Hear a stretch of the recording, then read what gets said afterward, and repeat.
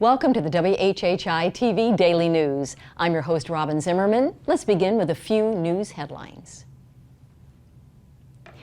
If they don't win their primary races Tuesday, expect two Beaufort County Council candidates to make some legal noise. A few dozen ballots left off the names of the candidates for council in District 6 and District 9, which had Mike Covert and Shelley West Hodges filing court papers to stop the voting in their districts. The omissions were corrected by Election Day, but early voters missed the chance to vote in either race in 5 precincts because redistricting was not taken into account before the first batch of ballots were cast. Well, Beaufort police are asking for your help in finding 17-year-old Zion James, who's been missing since last Thursday from his home on Duke Street.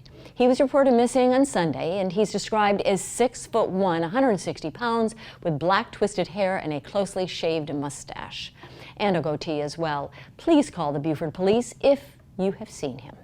Here's one from the career advice column.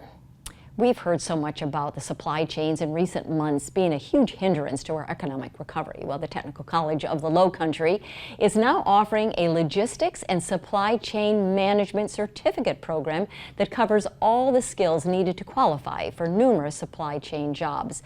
Demand is expected to grow in this field by 30% between now and 2030. And their 18-credit-hour program is fully online and can be completed in less than a year. You can find out more at tcl.edu. For more information on these stories and many more, please check out the media sources listed on the screen. And remember to follow us on Facebook and Twitter at WHHI-TV and check out our website at WHHITV.com. And if you have a news tip, a story idea, or a cool weather photo, you can just email it to us at news@WHHITV.com. And now let's take a turn and get a sports update from Justin Jarrett. Justin. Hey Loco sports fans and WHHI viewers, hope you're staying cool during this heat wave, but we're going to heat it up just a little bit more with the Tuesday edition of Last Night in the Loco and WHHI, powered by Lowcosports.com. Hilton Head has had the hot hand in the Dixie Youth Baseball District 8 Ozone Tournament this week as the defending 12U state champs went into Monday's championship game undefeated and looking to dispatch rival Bluffton for the district title at Burton Wells Park in Beaufort.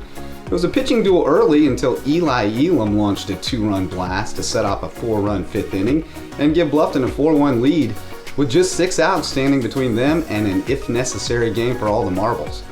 But 6 outs proved to be 4 too many. Hilton Head rallied for 12 runs in the bottom of the 5th, capped off by Brandon Espinoza's mammoth grand slam, sending the Island boys to Union for the state tournament next month. Espinoza was 5 for 8 with 2 homers and 9 RBIs in 3 games in the tournament. Beast mode. Speaking of beast mode, one of the behemoths on the Loco football recruiting scene is ostensibly off the board.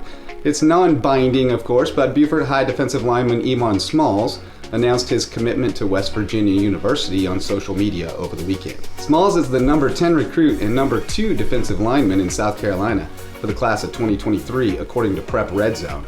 And at 6'4" and 300 pounds, he figures to be a major run stopper and QB draw brick wall at nose tackle for the Mountaineers. But first he has one more season for Bryce Labyrinth and the Eagles, who figure to be major contenders in Class 3A this fall. That does it for today's edition of Last Night in the Loco.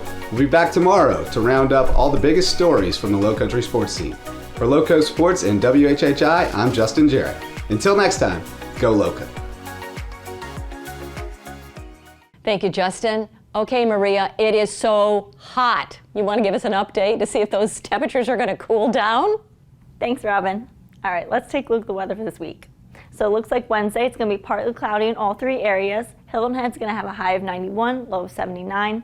Bluffton's going to have a high of 94, low of 78. And Beaufort's going to have a high of 96 and a low of 79.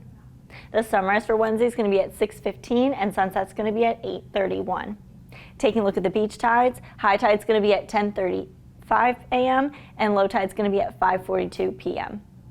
Taking a look into the rest of the week, Thursday it's going to be cloudy with highs in the 90s and lows in the upper 70s and 80s. Friday it's going to be cloudy in Hilton Head and Bluffton, but in Beaufort they're going to see some thunder showers earlier in the morning. And the highs are going to be in the 90s and lows in the 70s. And then Saturday it's going to be cloudy with highs in the 90s and lows in the 70s. Now let's head it back to the desk with Robyn for more news. Thanks, Maria. And coming up after the break, we'll learn more about self-defense for women.